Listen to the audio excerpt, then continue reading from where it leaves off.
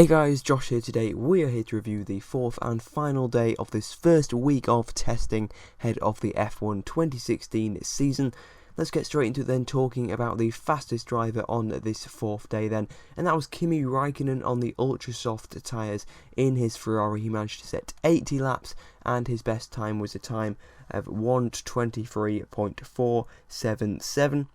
That was easily his best time of the test, but not Ferrari's, of course. We saw Vettel putting in a 1:22.8 on day 2, but overall a really solid day for Ferrari and Kimi Räikkönen. They haven't managed to match Mercedes, they haven't even been close to Mercedes in terms of putting in those laps this test, but they certainly have got some competitive lap times in. They have suffered a bit from slightly poor reliability, certainly on day 3, of course. Yesterday we saw that fairly huge problem for them in the morning, and also of course day 2 a bit of a blunder, really, not putting enough fuel in Vettel's car, or not calling him back into the pits when they should have done. But nonetheless, it's been a fairly successful first week for Ferrari. Of course, we're not going to be able to tell if they do have a car to challenge Mercedes until we get to Melbourne, but certainly early indications do point to Ferrari having a pretty decent car for 2016, and certainly one that Raikkonen seems fairly happy with. Of course, not quite there with Vettel in terms of lap time, but of course, it's still only winter testing. Good for Raikkonen as well to top a session. Of course, Ferrari have topped 3 of these 4 days of testing, so it's certainly in terms of pace that it seems to be there at the beginning, but it's so hard to tell really just where they are in terms of of where Mercedes are compared to Ferrari, and where a lot of the other teams are as well, particularly Williams, definitely one of the biggest unknowns. And Mercedes haven't shown the hand yet, but Ferrari is certainly starting to do that. This is the second day now they've run the ultra soft tyres, so they're certainly going full force out there, not holding. Of course they'll be holding a bit back. They're not going to be going full attack mode, but certainly they've been pretty competitive in terms of lap time this week. Let's move on to second then in the standings today, and that was Danny Fiat in his Red Bull in his RB12, and 96 laps for him, 1:24.293, and that was also set on the ultra soft tyres. So once again we see Ferrari and Red Bull being the only teams to trial out that ultra soft tyre.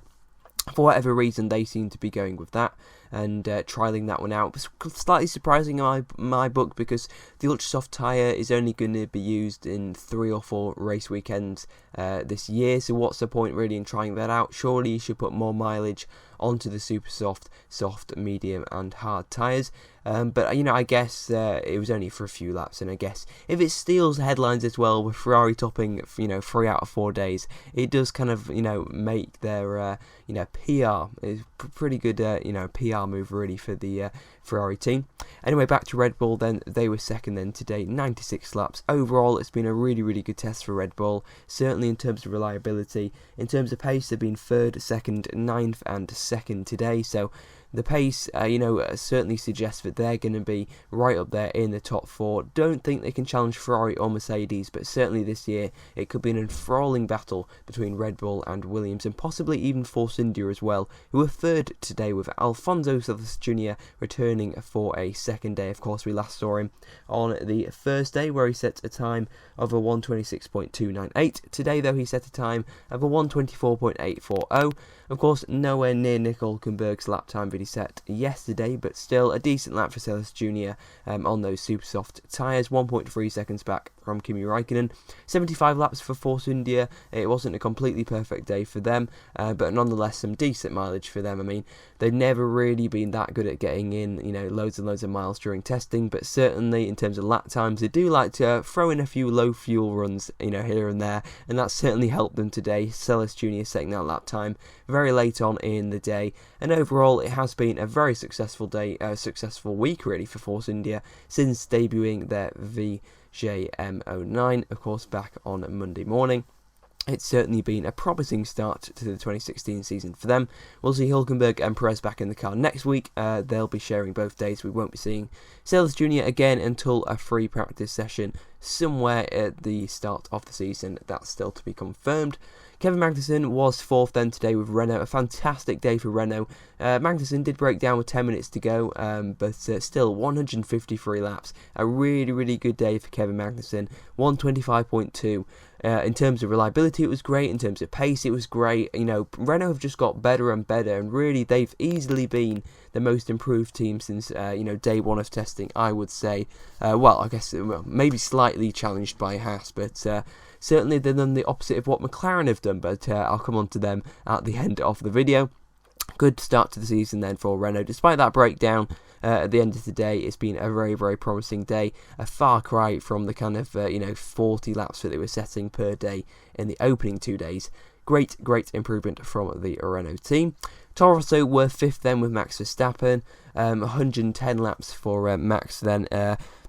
Easily quicker than Verstappen set on day 2, and the quickest lap time any Toro Rosso driver set over the 4 days. Finally, Toro Rosso did kind of show the hand a bit, and they were on the medium tyres as well, and just 1.9 seconds off Raikkonen, who was on the ultra soft tyres. So that could be a slight and subtle hint that, Verstappen in that Toro Rosso actually might have a fair bit of pace. Pace is not something we've really seen from the Toro Rosso team so far. They've been 7th, 11th and 6th, but 5th and their best lap time of the session. Certainly is a great way to end the week of testing. 110 laps as well for them. That's really, really good to see. Forgot to mention as well, Magnussen was on the soft tyres and Celis Jr. was on the super softs. Felipe Nasser then in 6th place, he was on the soft tyres. He managed to do a 126.0, 121 laps for him, some really, really good mileage for the Sauber team, of course using last year's car, but still trialling some parts for next year, some valuable information for them.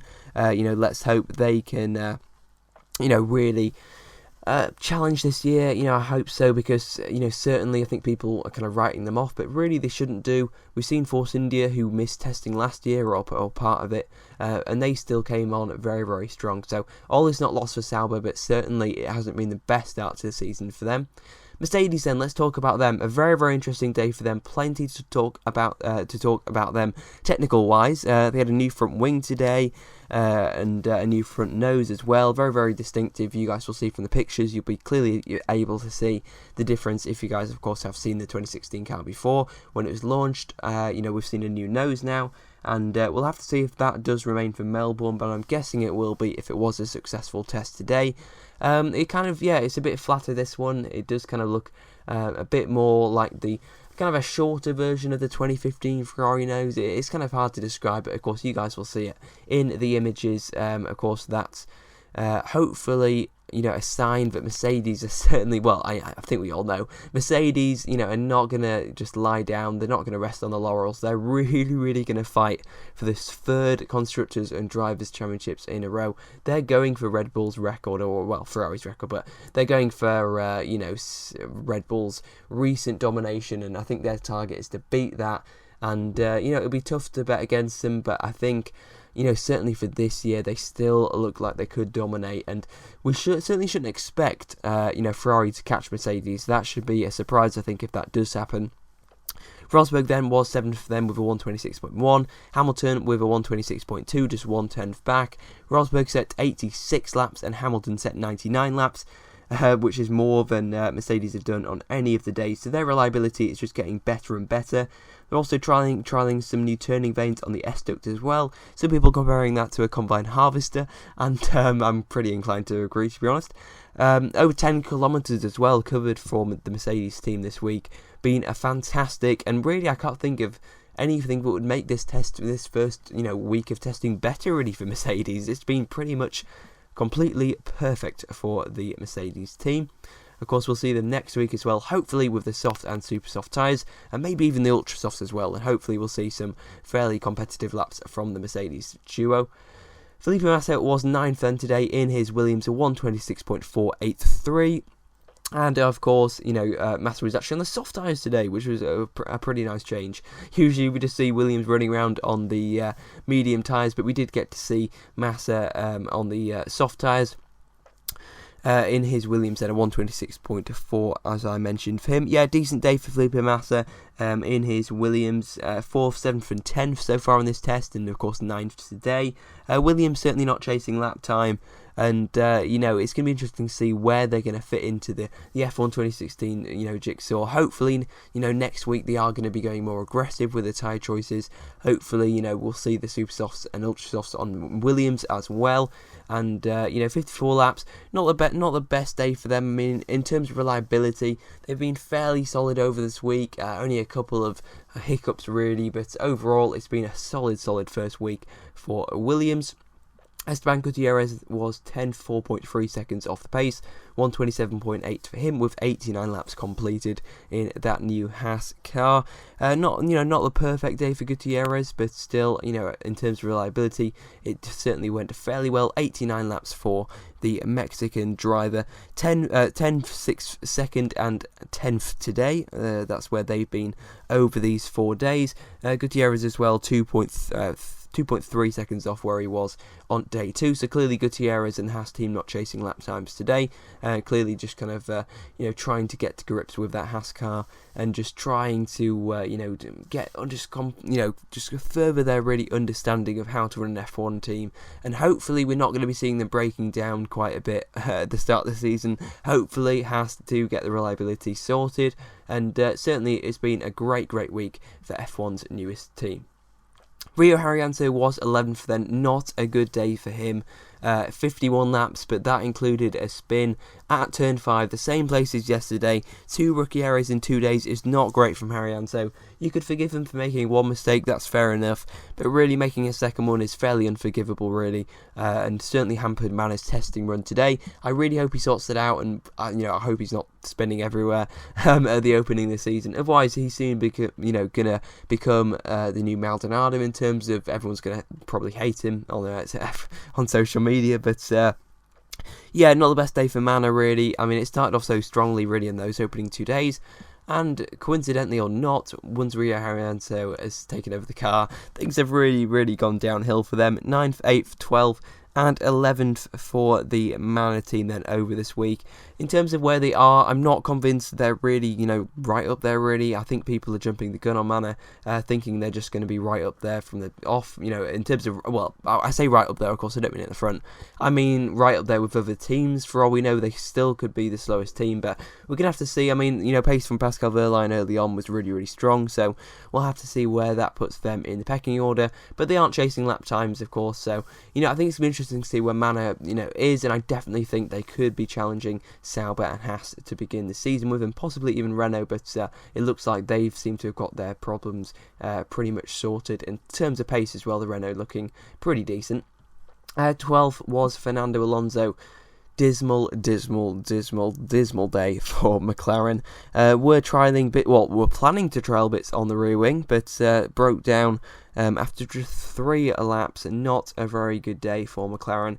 Kind of a bit of a throwback to last year really, where they were pretty much breaking down every single race weekend. Pretty much the same story today, and it's such a shame really, because they started off this test so strongly, especially on day 2, but really things have just spiraled out of control and pretty much just reverted back to where they were last year. We'll have to see what happens next week, but I really hope they can get the reliability issues sorted. Of course, new engine for next week, so let's hope Fernando Alonso and the whole McLaren team can get their act together and hopefully, give Alonso and Button a reliable car for this season. That's pretty much it then for this review then of day number 4. Verstappen also broke down as well, just pointing out, and Gutierrez as well did stop out on track with just 1 hour to go.